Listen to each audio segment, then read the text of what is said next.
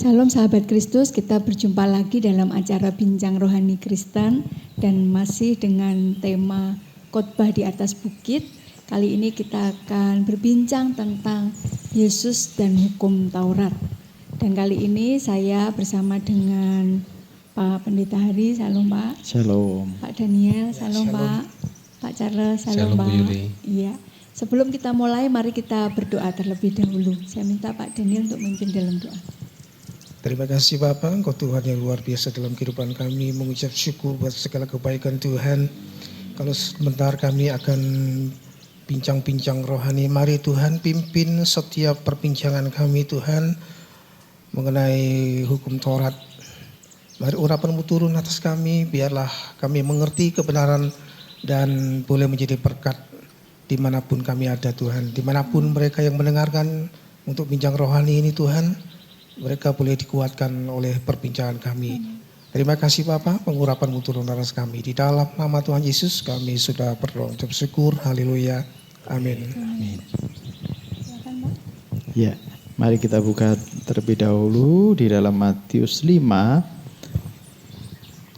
ayat 17 sampai ke 20.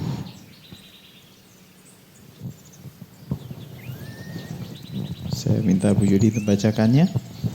Matius 5 ayat 17 sampai ke 20. Yesus dan hukum Taurat. Janganlah kamu menyangka bahwa aku datang untuk meniadakan hukum Taurat atau kitab para nabi. Aku datang bukan untuk meniadakannya, melainkan untuk menggenapinya. Karena aku berkata kepadamu, sesungguhnya selama belum lenyap langit dan bumi ini, satu iota atau satu titik pun tidak akan ditiadakan dari hukum Taurat sebelum semuanya terjadi. Karena itu siapa yang meniadakan salah satu perintah hukum Taurat, sekalipun yang paling kecil, dan mengajarkannya demikian kepada orang lain, ia akan menduduki tempat yang paling rendah di dalam kerajaan surga.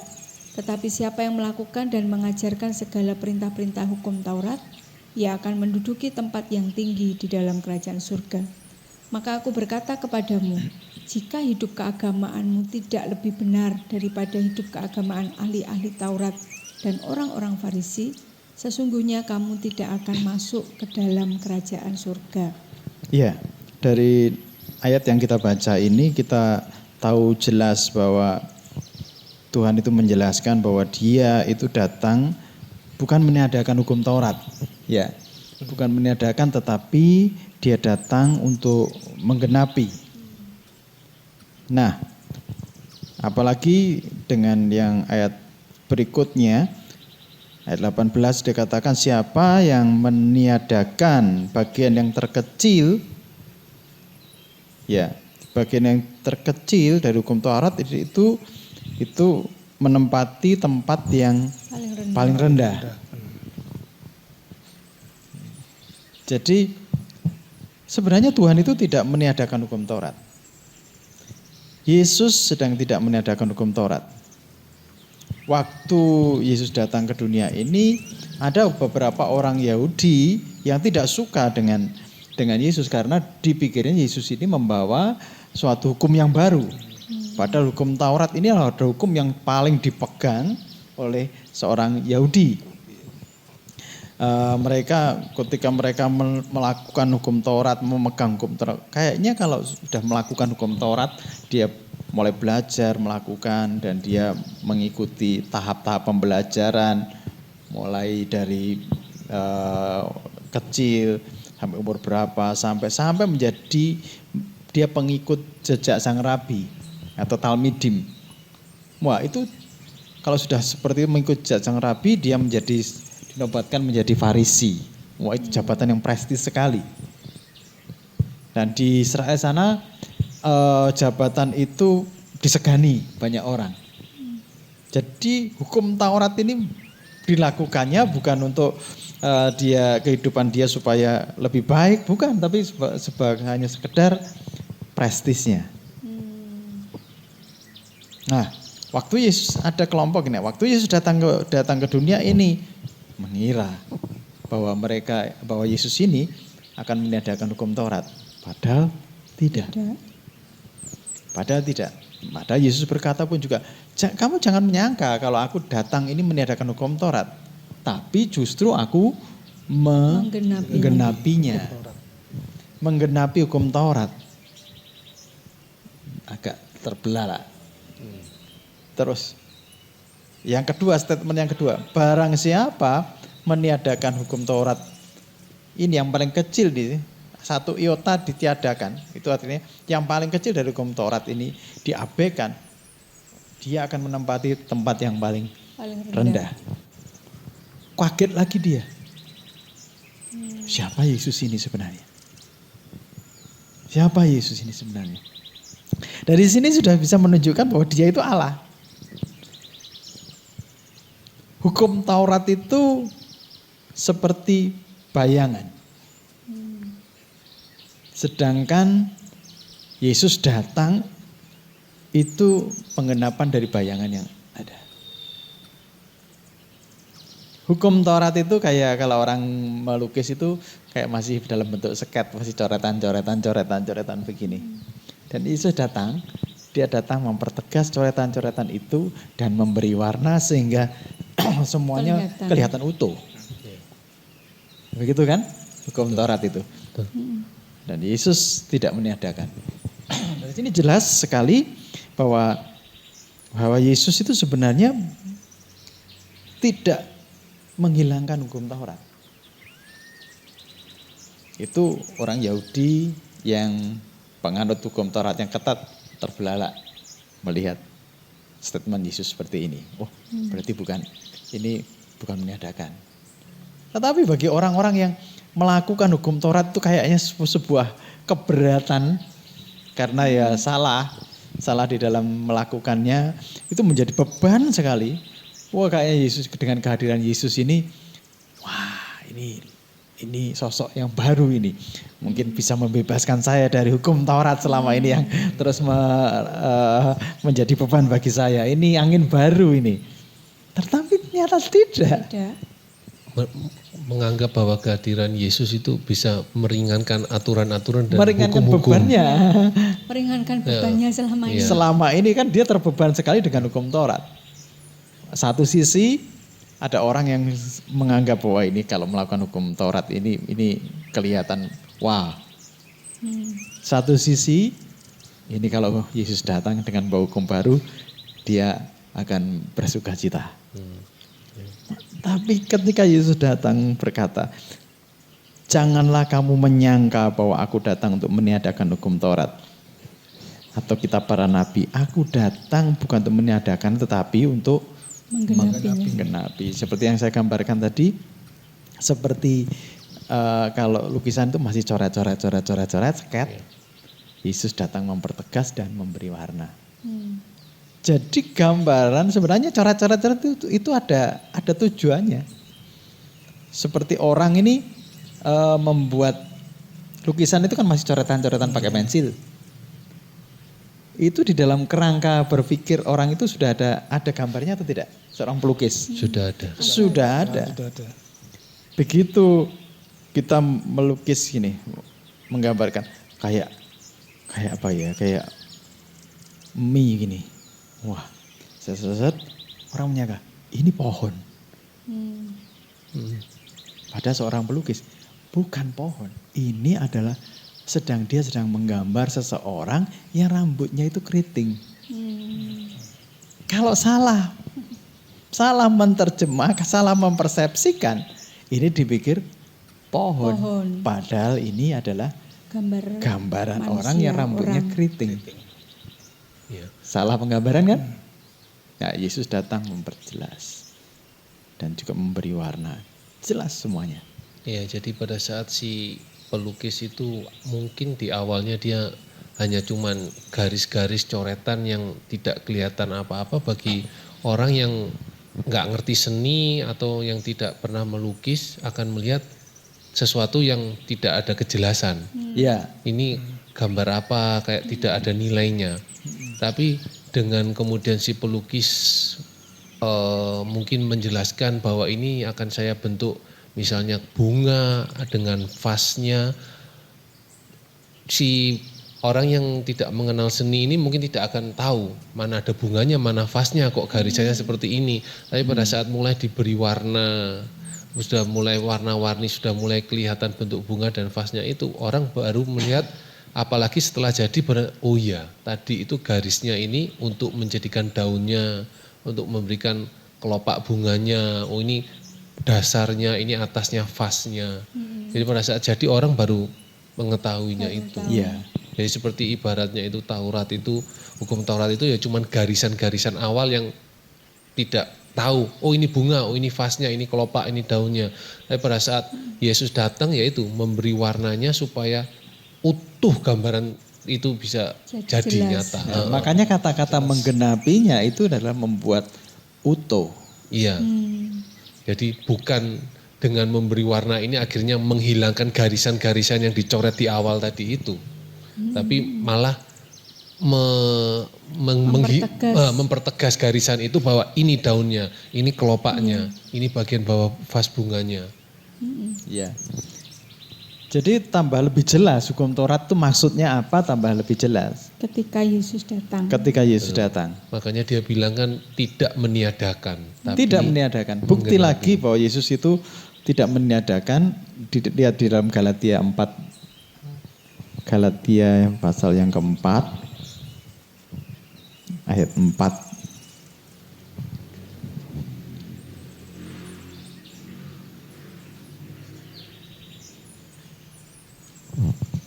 Sampai 5. Bisa minta tolong Pak Charles membacakannya. Galatia 4 ayat yang keempat. Tetapi setelah genap waktunya, maka Allah mengutus anaknya yang lahir dari seorang perempuan dan takluk kepada hukum Taurat.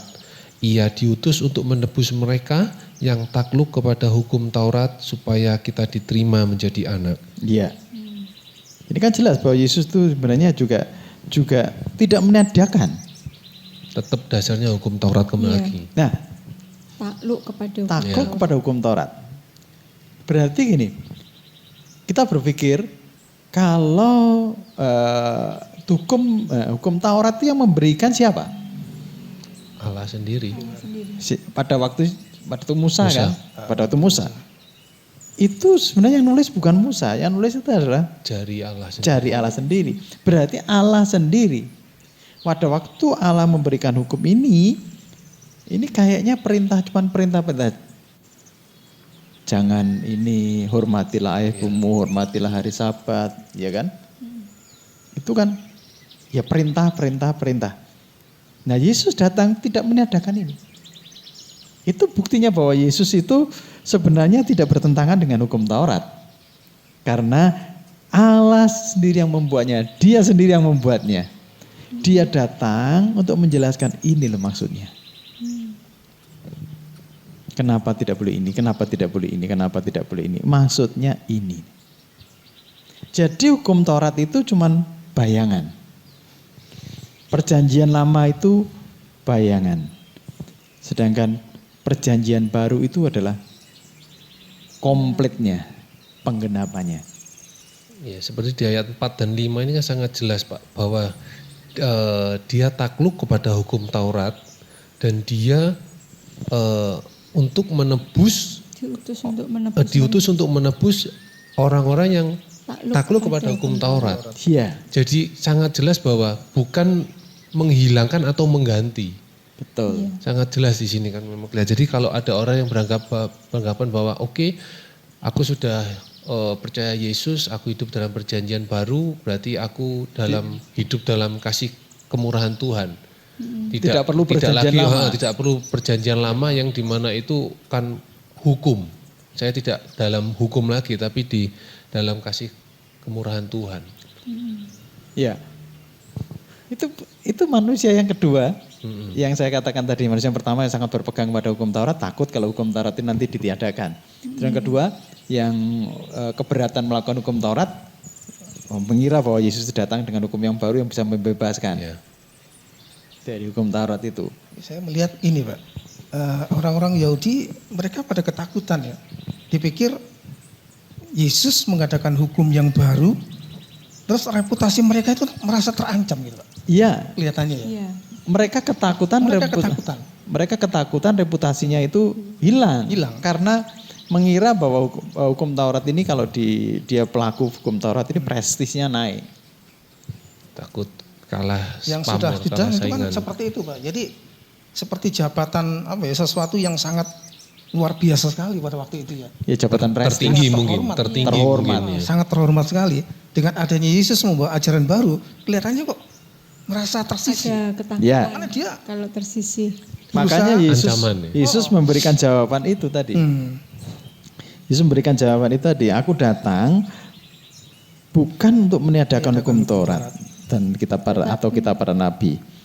Aku datang untuk menggenapinya. bahkan di ayat 18 ditegaskan seperti ini Pak. 1 iota atau 1 titik pun tidak akan ditiadakan dari hukum Taurat sebelum semuanya terjadi. Jelas kan? Berarti tidak ada yang dihilangkan sama Tidak ada sekali. dihilangkan, betul. Kalau seorang menyangka bahwa Yesus datang itu membawa perjanjian baru yang lama sudah tidak berlaku, tidak. Berarti manusianya sendiri yang merasa ketakutan Pak, orang-orang Farisi itu ya. Iya. Jadi Yesus tuh benar-benar membuat semuanya jadi komplit. Ya. Mungkin bisa digambarkan kayak apa ya? Wadah yang berisi air. Hukum Taurat itu kayak wadah yang berisi air. Yesus datang bukan mengganti airnya, bukan. Tapi Yesus datang ini menambahi ini. Dan ini komplit ini. Ini kalau sudah segini sudah komplit. Yang dulu cuma segini, aku datang ini komplit. Ini wadahnya isinya tidak berubah. Ini mungkin kayak contoh yang paling gampang di Alkitab itu kan perintah yang 10 perintah itu kan salah satunya berbunyi bahwa jangan ada Allah lain di hadapanku. Itu kan kalau kita bicara di perjanjian lama, dan sedangkan di perjanjian baru itu kan tetap Yesus berkata bahwa aku ini Tuhan kan. Tidak ada yang lain. Jadi kan itu kan masih satu jalan. Nah, seperti kayak yang hari Sabat, mungkin ada orang yang mempertentangkan bahwa kalau hukum Taurat itu kan di hari Sabat itu bicaranya kita kan tidak melakukan apa-apa, hari yang dikhususkan untuk Tuhan. Nah, sedangkan adanya Yesus kok sengaja dia melakukan beberapa mujizat itu kan sengaja di hari Sabat kan.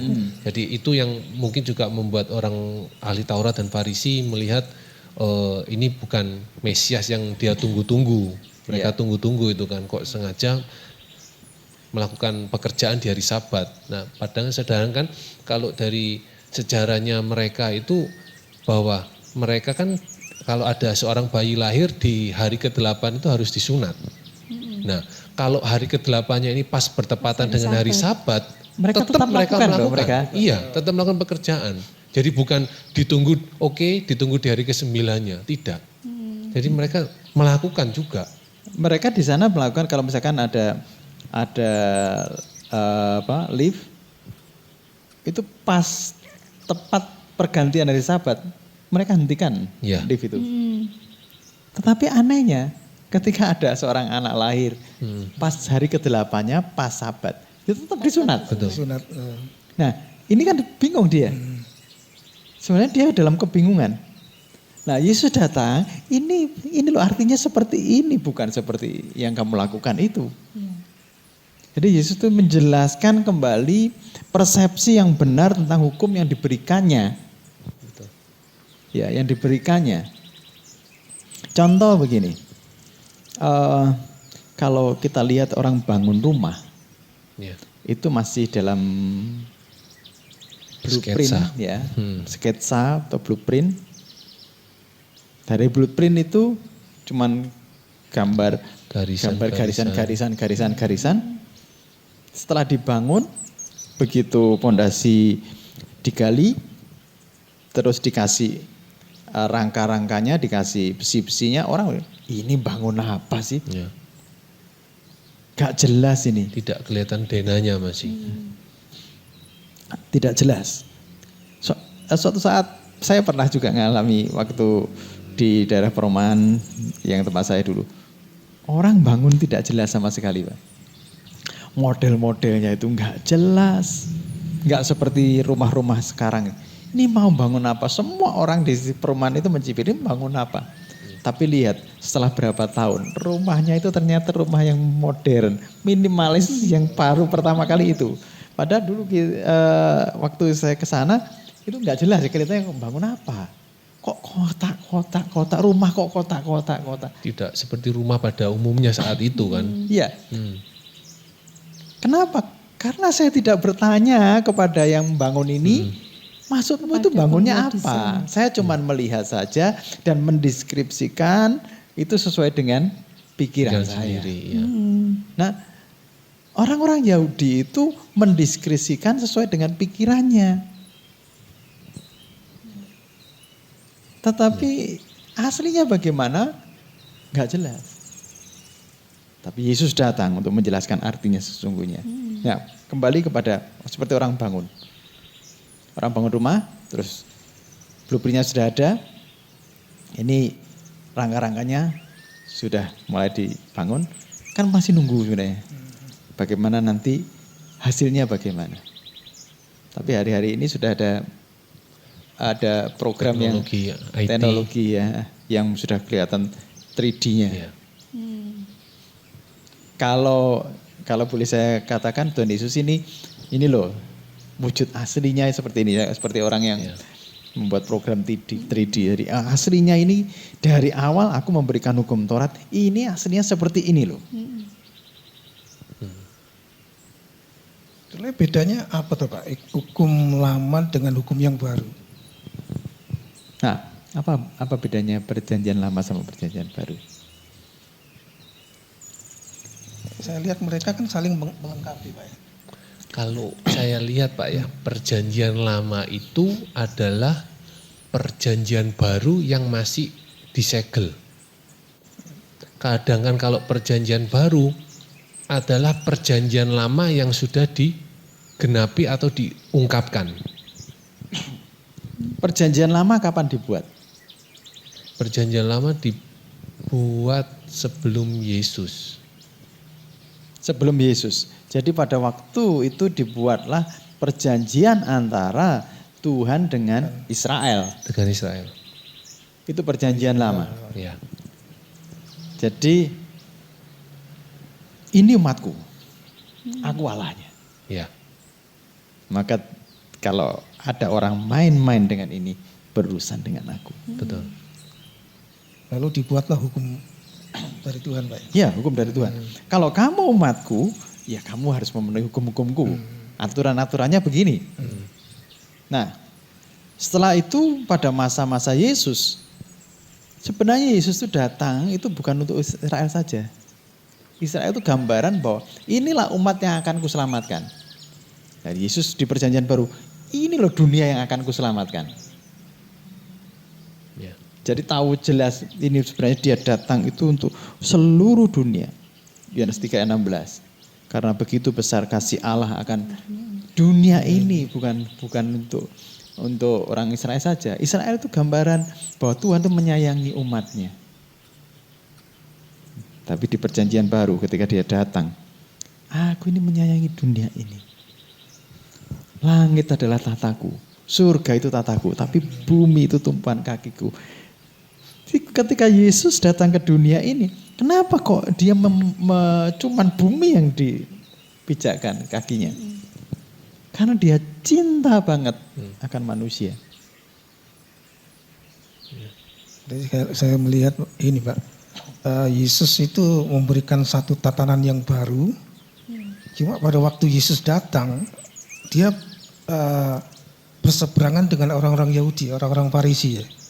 Nah, sesuatu yang baru ternyata tidak bisa diterima begitu saja bagi orang-orang yang sudah lama, katakanlah ahli-ahli Taurat. Karena Yesus sendiri mempunyai hukum yang baru yang bagi mereka ini enggak sesuai dengan hukum yang lama. Padahal kenyataannya dikatakan beberapa kali Tuhan Yesus ngomong bahwa aku datang tidak untuk meniadakan hukum Taurat, tetapi mengenapinya.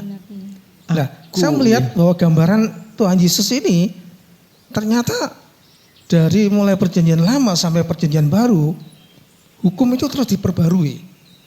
Ternyata tidak boleh meniadakan yang lama, Pak. Iya. Kan gitu ya. Iya. Justru yang baru ini yang luar biasa.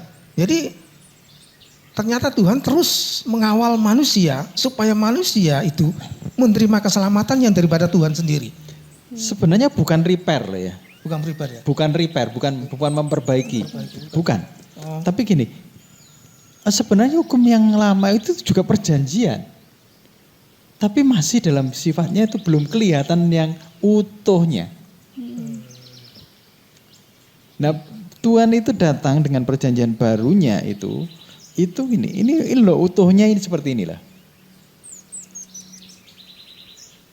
Ya, utuhnya seperti ini.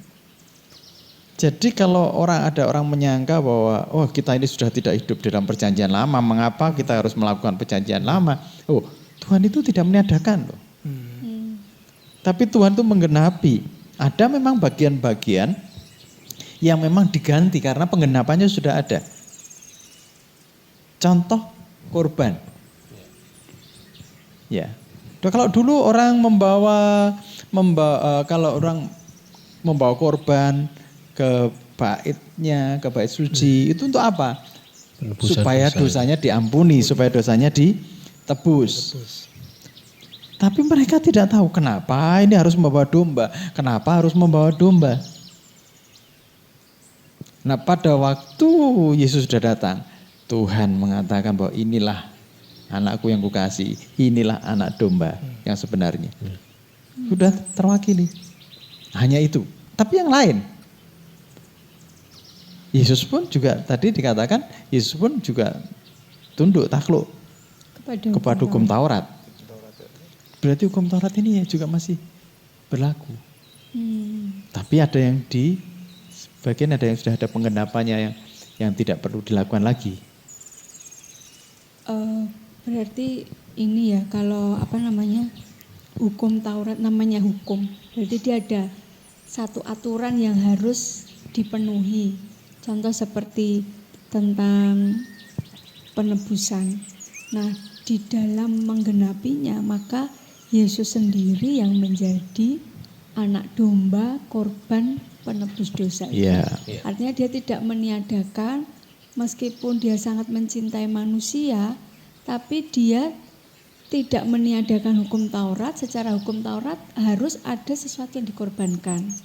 Dan dia menggenapi, dia tidak meniadakan menjadi korban itu sendiri. Artinya begitu ya Pak berarti? Iya. Jadi Yesus tidak meniadakan, berarti juga nanti ke depannya kita akan belajar hukum-hukum Taurat yang lain. Bisa jadi polanya akan seperti itu. Iya, dia tidak meniadakan tapi Tidak meniadakan. merujuk kepada ini sebenarnya maknanya seperti ini. Iya. Itu menggenapi. Ini maknanya seperti ini. Seperti tadi gambaran ilustrasi yang disampaikan Pak Charles, seorang pelukis buat lukisan vas bunga, dia punya sketsa, kan tidak mungkin itu sketnya dihapus ya Pak. Betul. Tapi justru disempurnakan. Betul. Dari meletakkan warna-warna hijau sebagai daun, merah mungkin dan lain sebagainya itu kan menurut garisnya itu. Ya, sketnya itu sebagai pijakan. Betul. Untuk meletakkan dasarnya. Iya. Ya. Jadi kayak yang tadi mungkin yang paling nyata kelihatan itu kan tentang masalah persembahan korban ini Pak. Sebenarnya kan setiap kali mereka beribadah mereka harus membawa persembahan korban ini. Para binatang-binatang persembahan itu. Dan dinyatakan melalui perjanjian baru itu kan darah Yesus ini sebagai penebusan dosanya. Iya. Jadi intinya itu bukan para binatang ini, darah para binatang ini yang bisa menebus dosa umat manusia ini. Yang dimasukkan Tuhan itu nantinya itu akan ada darah Yesus ini yang bisa menebus. Ya. Jadi kalau tanpa darah Yesus ini mau bawa darah binatang apapun sebanyak apapun itu tidak akan menebus dosa kita. Jadi kayak darah binatang ini dulu sketnya. Betul. Betul. Terus setelah sketnya nggak dihilangkan ini. Betul. Tapi begitu Yesus hadir, darah Yesus ini sudah menjadi warnanya. Yang sketnya sudah ketutup. Iya. Betul. Jadi jangan sampai orang bukan berpikiran membuat sejarah baru, bukan. Betul. Ya. Jadi jangan sampai orang berpikiran bahwa wah kalau gitu besar-besaran korbannya aja. Nah, cari hewan yang gede yang mungkin kayak gajah atau badak itu semua dosaku semakin lebih besar diampuni. Kan intinya bukan binatang apa yang dibawa, ukurannya apa, seberapa besar kandungan darah di binatang itu. Sebenarnya kan ya Yesusnya ini yang bisa menebus. Ya. Jadi mungkin kalau orang hari-hari ini tidak percaya Yesus ya, mereka harus menyembelih korban terus. Menyembelih binatang lah, apa sanggup kan gitu Pak.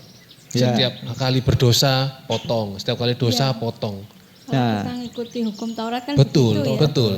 Apakah sanggup? Tapi kita bersyukur karena Yesus hadir, maka kita memperoleh jaminan. Keselamatan Betul, itu. keselamatan. Itu. Dan Kita- yang lebih luar biasanya itu karena ada Yesus, selain dosa kita ditebus. Jadi kita tidak perlu melakukan ritual-ritual pengorbanan binatang lagi. Lebih luar biasanya lagi itu saya melihat bahwa setiap saat, setiap waktu semau kita bisa ketemu Sang Juru Selamat ini tanpa batas, tanpa waktu. Karena darah anak Karena domba adanya Allah ada darah ini. sudah Betul.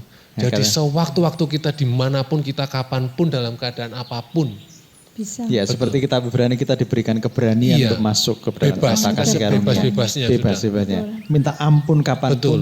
Kalau mungkin zaman di perjanjian lama di Taurat itu Harus untuk dengan masuk imam. ke ruang Maha Kudus itu kan wah harus benar-benar diseleksi Benar-benar dulu, suci. benar-benar suci, kita Kalau doa tidak dulu. mati. Betul. Jadi setiap orang yang bisa masuk ke ruang Maha Kudus itu kan berlainan, orang yang bergantian terus kan. Iya. Jadi dipilih benar-benar hidupnya, dan bahkan orang yang sudah dipilih pada saat itu bukan menjadi suatu kebanggaan atau kesenangan, dia juga takut, ngeri. Betulkah dia ini layak masuk? Kalau nggak layak Betulkah masuk, suci atau Mati. tidak? betul. Sewaktu-waktu. Kan kalau sejarah itu kan yang masuk itu kan diikatkan tali kalau nggak salah kan dengan bunyi lonceng. Jadi kalau mati apa gitu kan Tinggal bisa narik. ditarik. Heeh. Kan itu jadi kayak sesuatu yang mengerikan gitu loh. Nah kalau yang masuk itu sudah yang suci. Ini yang Tuhan itu kan suci. Betul. Terus juga ini juga imam yang selama-lamanya. Ya sudah. Kita ini sudah diwakili semuanya oleh itu. Gambaran sudah diwakili oleh itu. Betul. Dan saya lihat seperti yang gambaran cerita Musa Pak ya, yang dia naik ke gunung, dia bertemu dengan Tuhan, kan dia bilang kan, Tuhan izinkan aku, atau dia bilang aku ingin melihat wajahmu. Kan ternyata Tuhan itu tahu bahwa kalau Musa nggak bisa melihat wajah dia, makanya dia sengaja menunjukkan punggungnya kan. Jadi bukan wajahnya. Jadi kita, padahal Musa itu adalah orang yang dipilih Tuhan, orang yang bisa berkomunikasi dengan Tuhan aja, Tuhan menganggap itu masih belum bisa. Iya. Ya. Harus menanggalkan kasutmu, kalau enggak kamu kebakar lah. Iya. Apalagi kita yang sekarang ini gitu. Jadi kita sangat, saya lihat itu sangat luar biasa sekali bahwa adanya Yesus ini sudah tanpa ada batasan apapun. Iya. Jadi kita sudah nggak usah takut kebakar, kita nggak usah takut akan bermasalah kalau nanti bertemu dengan Tuhan. Ini sudah bebas gitu. Tirai itu sudah terbuka. Betul, betul Pak. Iya. Kalau saya boleh tambahkan seperti ini Pak.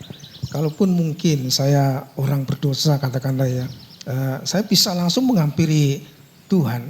Saya bisa minta ampun, tolong Tuhan, jamah saya. Iya. Saya ingin memperbaiki diri. Dan saya rasa pasti diterima. Karena Iya. masalahnya sudah nggak ada keterikatan lagi dengan hal-hal yang lama.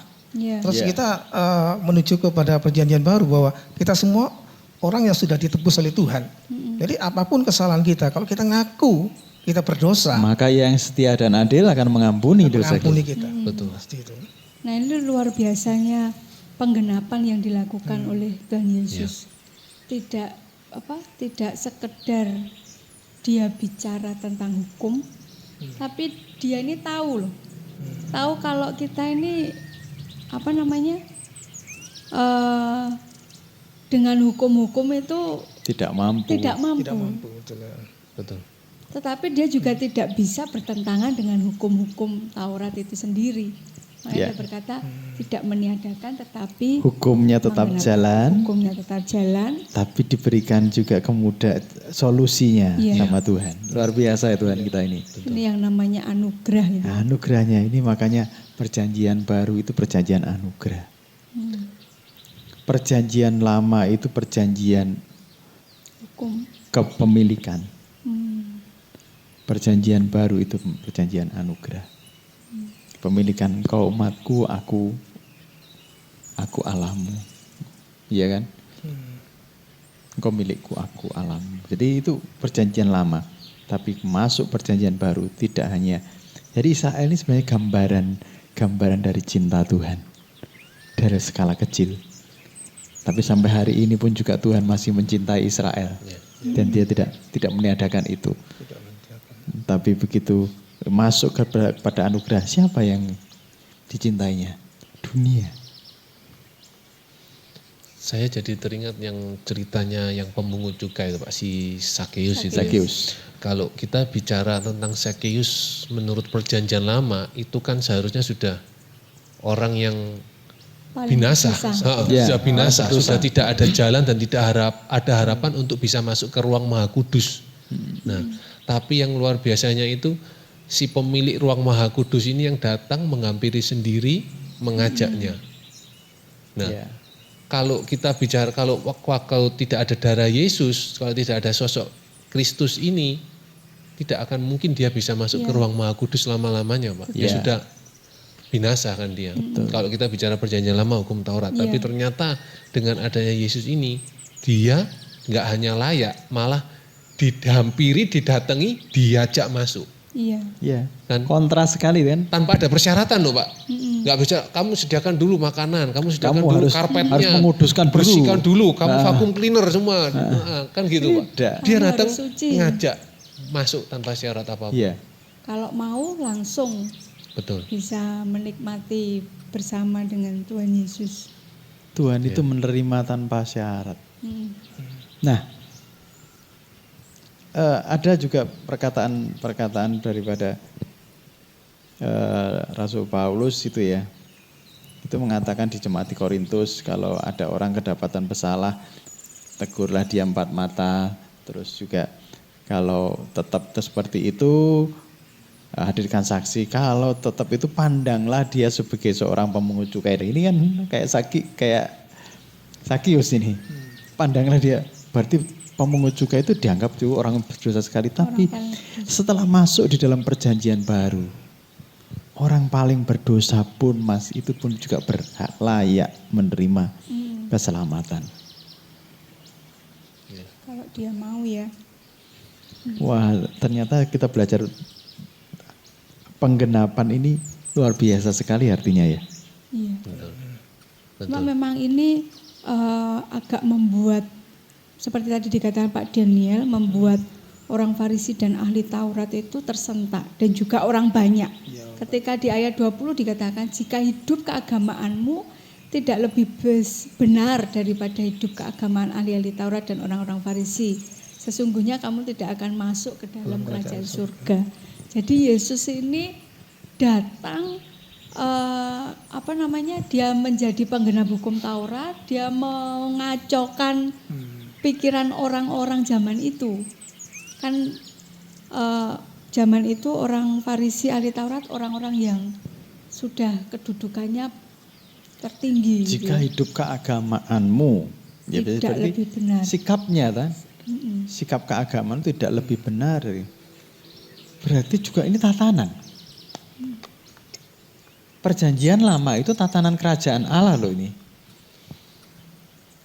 Jadi kalau kita jadi orang-orang di dalam perjanjian baru, itu tidak hidup dengan aturan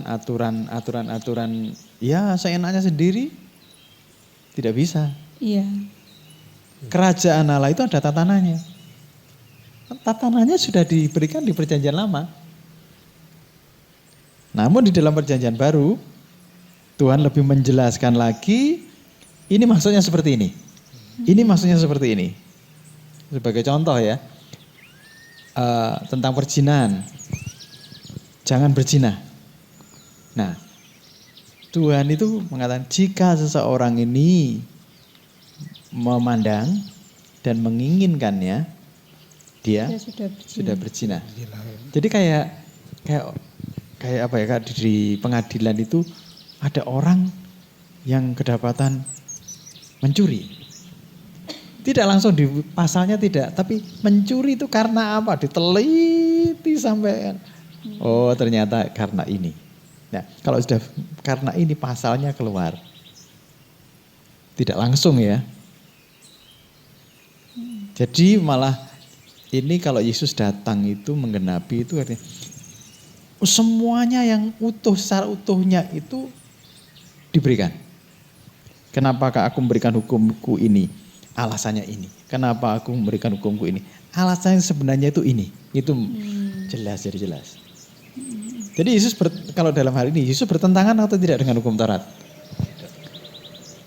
Tidak sama Tidak. sekali. Tidak sama Tidak sekali. sama sekali. Jangan salah kalau gitu. Tapi kok Pak, kelihatannya orang-orang Farisi ini merasa kayak ditampar pipinya. Tergoncang. Oh iya tergoncang. Berarti yang selama ini dia lakukan Jika itu memang kaget. tidak salah benar. persepsi. Karena dia melakukan semua itu untuk Hanya untuk kepentingan, prestis. untuk tujuan dirinya sendiri, bukan untuk Ya. kemuliaan Tuhan.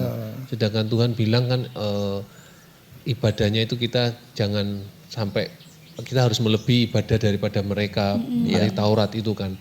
Jadi kayak misalnya murid-murid Yesus itu kan yang terkecil tapi di hadapan Tuhan itu yang terbesar karena ya yang seperti itu yang harus aplikasi yang Iya. dimaukan. Tujuannya untuk Yesus, tujuannya untuk Kristus, bukan untuk kepentingan diri sendiri. Sebenarnya tatalannya kan itu. Betul. Atau seperti ayat yang sebelumnya itu ya. Jadi bisa jadi orang-orang zaman itu ahli Taurat, orang-orang Farisi, mereka ini menjadi pengajar-pengajar yang hebat. Iya, betul. Tapi ternyata ada hal yang tidak dilakukan seperti tadi dicontohkan Pak Charles, ada kasus-kasus tertentu yang tidak bisa melakukan hukum Taurat, tapi mereka mengizinkan karena saya ini yang yang menghadapi masalah itu. Tapi kalau orang lain dia bisa protes, mungkin bisa jadi seperti itu. Yang di ayat sebelumnya itu kan Yesus membandingkan antara orang yang mengajarkan tapi meniadakan dengan orang yang melakukan dan mengajarkan. Jadi tahu persis. Saya dulu itu sebelum masuk di dalam pelayanan, saya seorang guru. Saya selalu jelaskan. Fisika, saya seorang pengajar fisika. Fisika itu adalah pelajaran momok bagi anak sekolah. Kenapa? Mereka takut namanya hitung-hitungannya, matematikanya. Mereka juga bingung menghafalkan. Nah, saya ini mengajari mereka dengan praktek. Dengan hal yang logis. Lama-kelamaan mereka itu tanpa menghafalkan yang banyak-banyak gini, dia langsung tahu, oh ini asalnya rumus ini dari sini. Jadi tahu yang sebenarnya. Iya. Pelajaran apa yang kita terasa sulit? Mungkin Pak Charles pernah punya pengalaman pelajaran paling sulit. Saya jadi teringat tentang waktu dulu masih sekolah. Pelajaran salah satu yang tidak paling saya suka itu bahasa Inggris, Pak. Jadi sejak waktu zaman saya itu di SD itu sudah mulai ada bahasa Inggris, sekitar kelas 5 SD. Itu mulai perkenalan bahasa Inggris dan saya merasa pelajaran yang susah bagi saya. Jadi membuat saya tidak tertarik. Tapi nasib pelajaran ini terus ada di SMP bahkan sampai SMA. Dan lebih parahnya lagi bahasa Inggris itu adalah bahasa yang paling penting di dunia.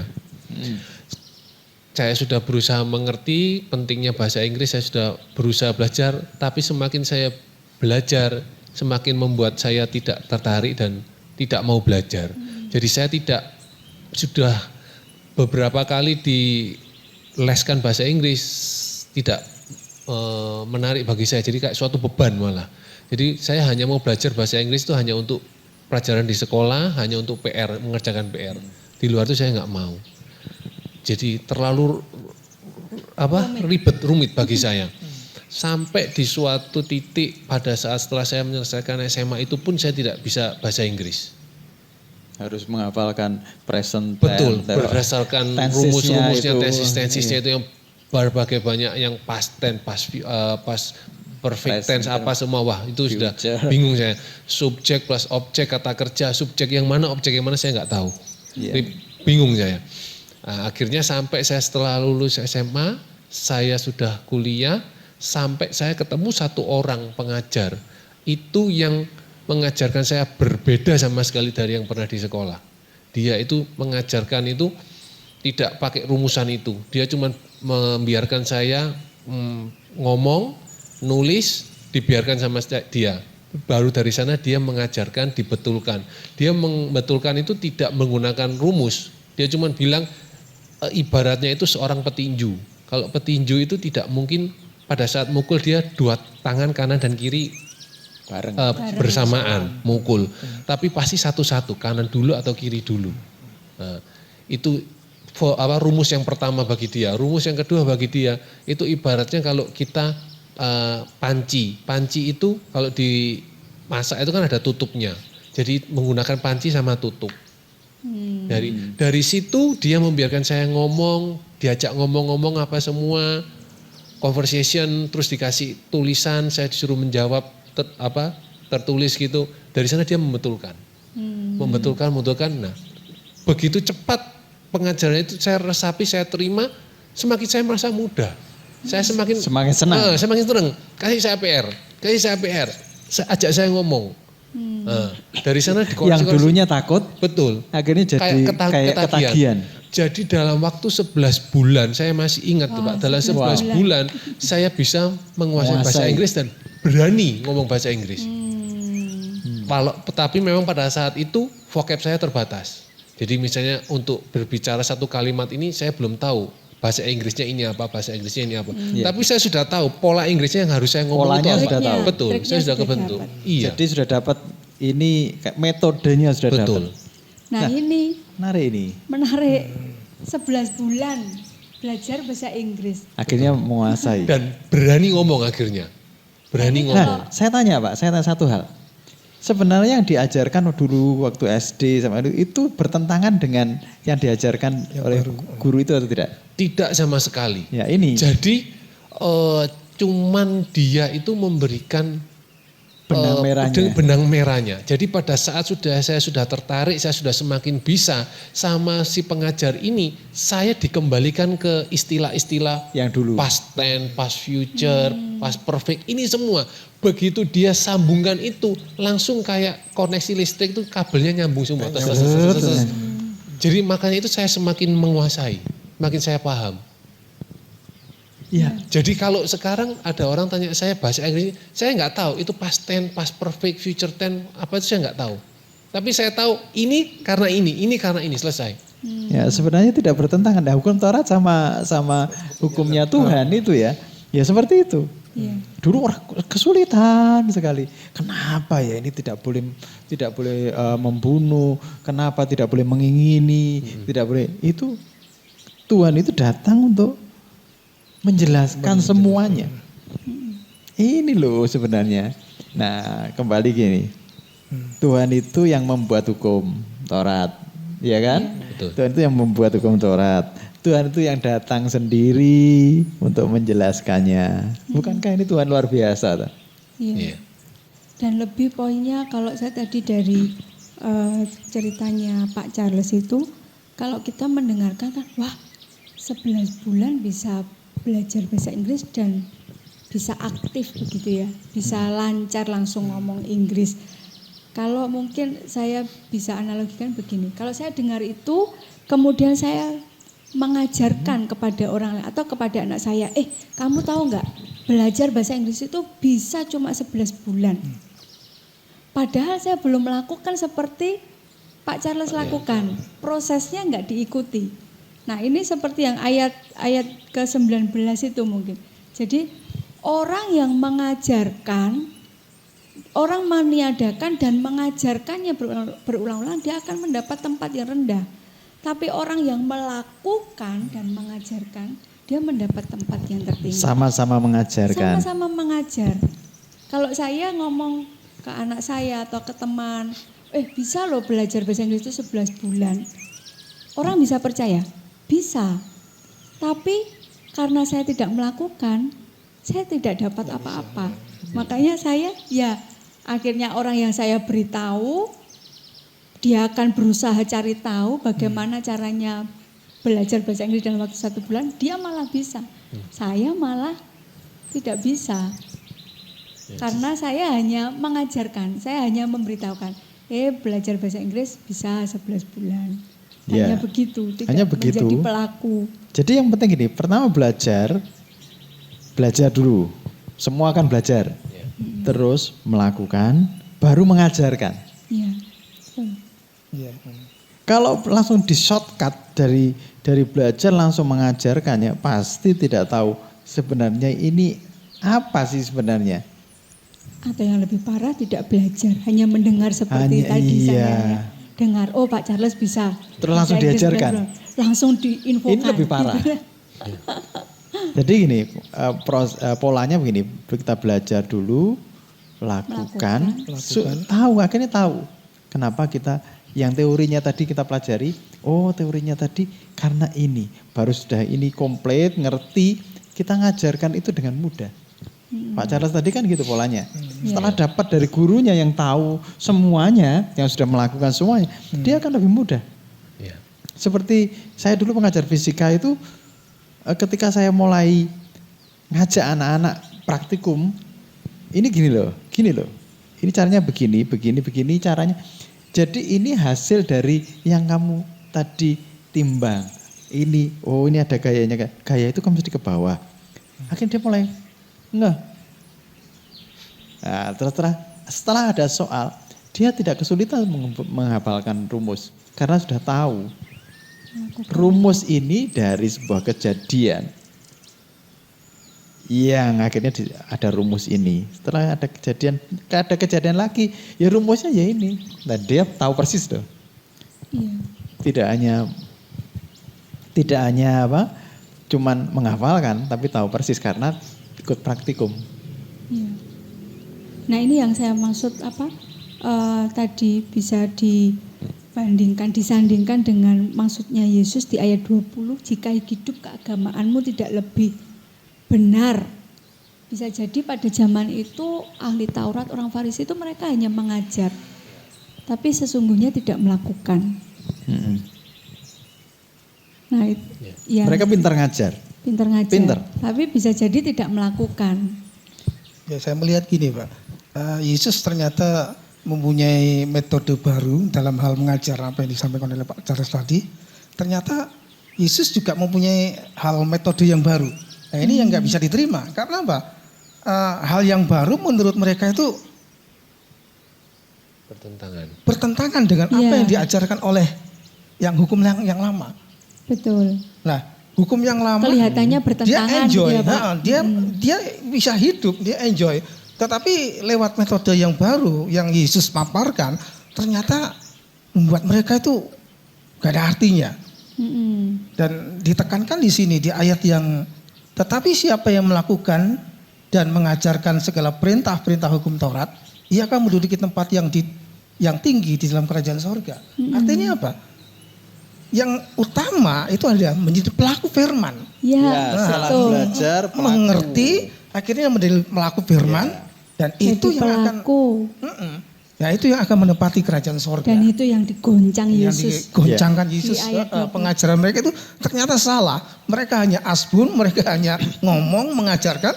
Tetapi teladan yang tidak bisa meneladani apa yang diajarkan dalam kehidupan mereka. Iya, ya seperti kisahnya Pak Charles.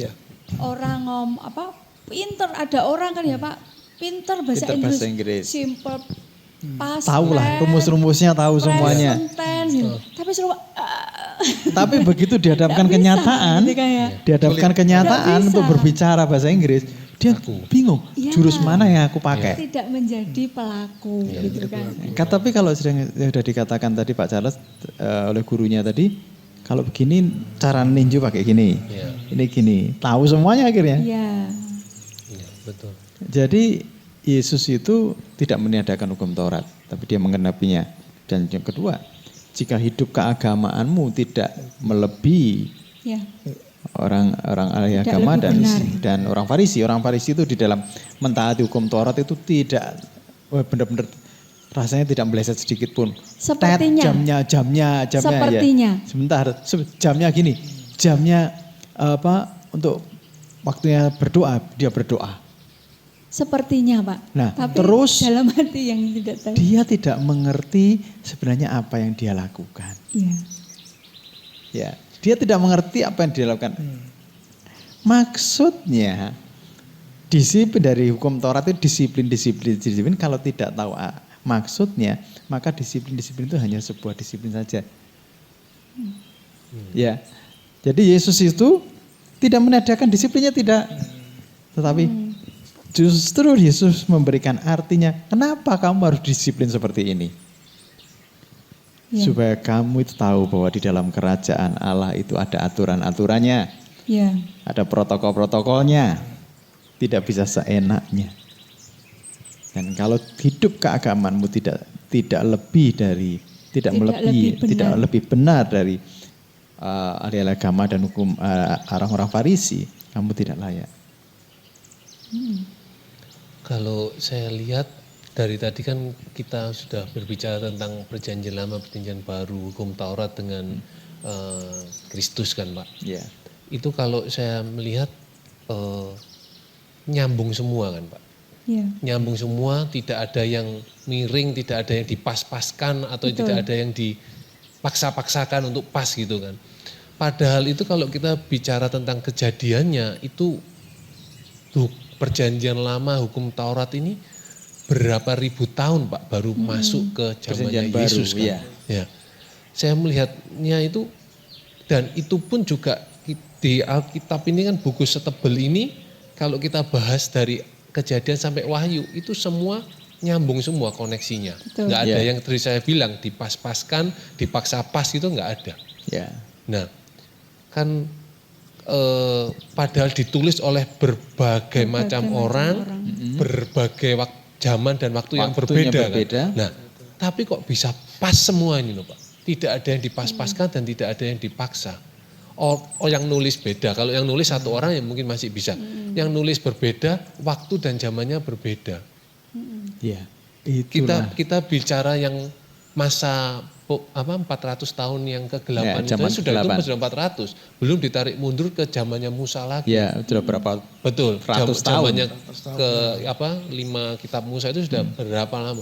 Sedangkan masuk ke zamannya Yesus kok masih bisa pas semuanya. Sinkron semuanya. Betul, sinkron semuanya.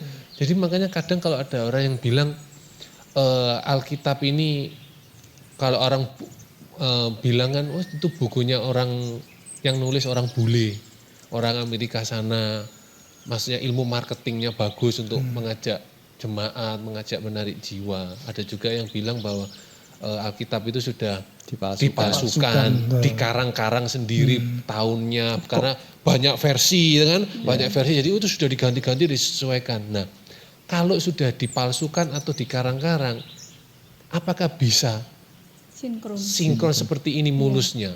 Kan pasti ada yang gak dipaksa ketahuan kan waktu kita membedanya itu. Nah, itulah bukti keaslian daripada Alkitab. Betul. Dan juga bukti bahwa memang yang membuat hukum itu adalah Tuhan. Betul.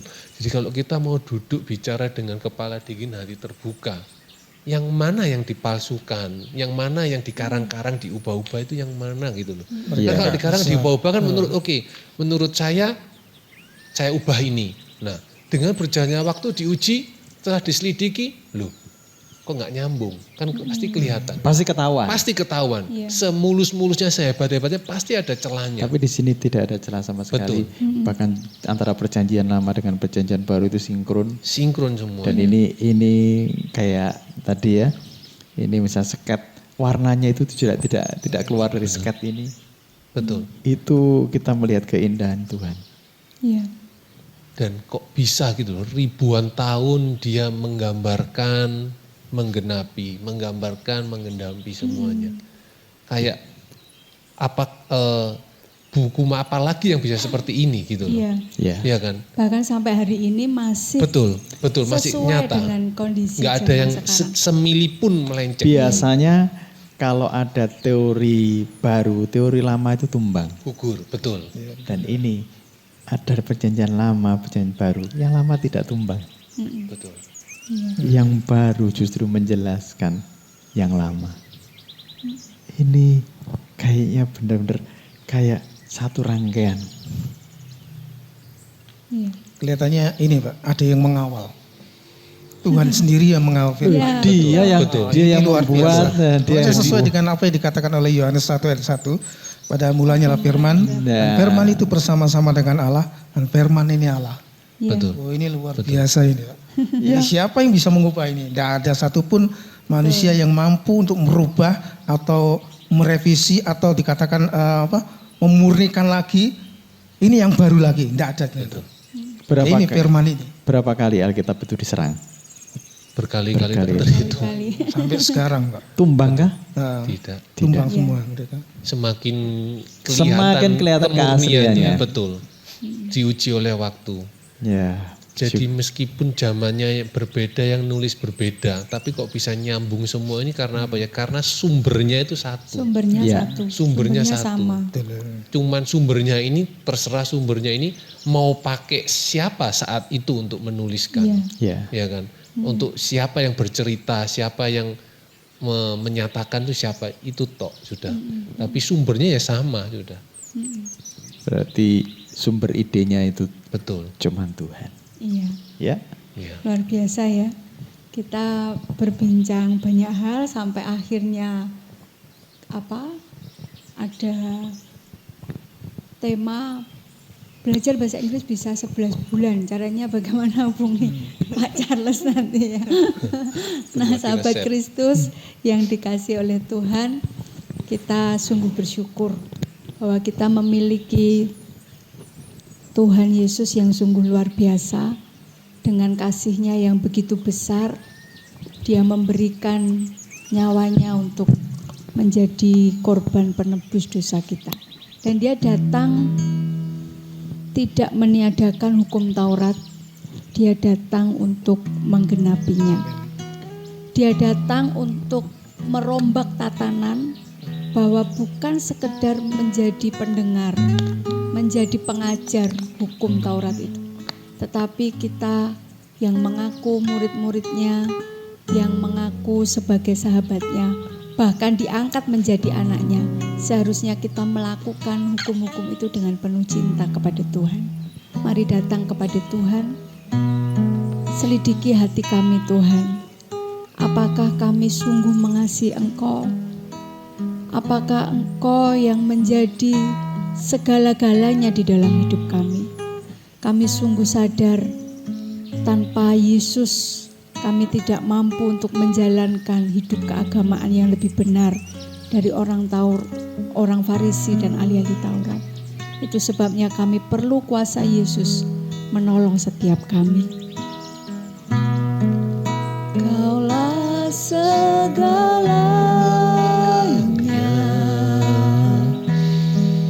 di dalam hidupku.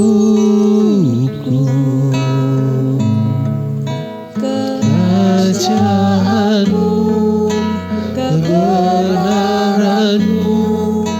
itu bagianku.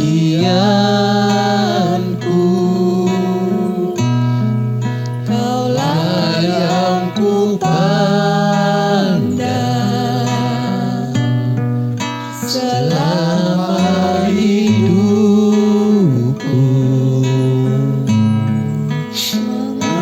Mengasihimu, memuliakanmu,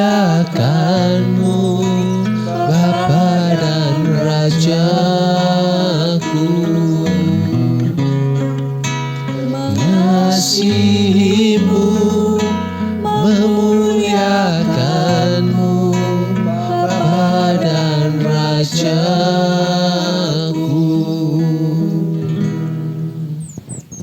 Bapa, kami mengucap syukur dan terima kasih. Nyata benar bahwa Engkau Tuhan, tidak ada yang lain. Engkau yang membuat hukum Taurat. Jadi engkau tidak bertentangan dengan hukum Taurat, tapi justru engkau malah justru menggenapinya, menjelaskan inti daripada hukum Taurat. Amin. Segala sesuatu yang dilakukan di perjanjian lama adalah gambaran. Dan engkau menggenapinya dalam korbanmu Tuhan. Kami bersyukur Kau benar-benar nyata di dalam hidup kami. Kau benar-benar Allah yang hidup. Tidak ada Allah yang lain. Hanya Engkau, Yesus Tuhan. Terima kasih Tuhan Yesus. Berkati terus, urapi terus Tuhan. Di dalam bincang-bincang rohani kami ke depan. Supaya kami tambah lebih mengerti Tuhan. Dan juga tidak hanya kami hanya sekedar belajar. Tapi kami tahu benar benang merahnya. Terima kasih Tuhan, berkati seluruh umat-Mu yang mendengarkan siaran ini. Kami percaya bahwa kuasa-Mu sedang hadir memberkati setiap anak-anak-Mu. Dalam nama Tuhan Yesus Kristus kami berdoa dan mengucap syukur. Haleluya. Amin. Amin. Sahabat Kristus, kita berjumpa lagi minggu depan dalam bincang rohani dengan tema Hukum Taurat Jangan Membunuh. Tuhan Yesus Tuhan Yesus memberkati. Shalom.